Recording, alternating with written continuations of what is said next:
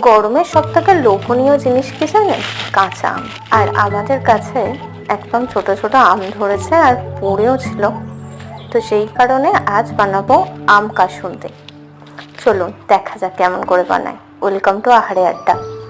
আমগুলোকে প্রথমে খোসা ছাড়িয়ে জলে ভালো করে ধুয়ে নেওয়া হয়েছে। আর দেখেই নিলেন সর্ষে আর কাঁচা লঙ্কা। ওই সর্ষে কাঁচা লঙ্কা বাটাটাই এখানে মশলা।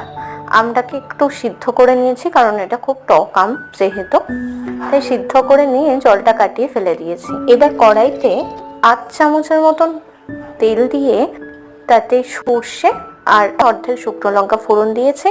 এবার পরিমাণ মতন লবণ দিয়ে ওই বেটে রাখা মশলাটা দিয়ে দিলাম পরিমাণ মতো জল আর মিষ্টি দিয়ে অল্প হলুদ গুঁড়ো দিয়ে ভালো করে ফোটালেই তৈরি হয়ে যাবে আম কাসুন্দি। উপর দিয়ে একটু কাজু বাদাম ছড়িয়ে দেবেন। ভিডিওটি ভালো লাগলে লাইক শেয়ার করবেন, সাবস্ক্রাইব করবেন।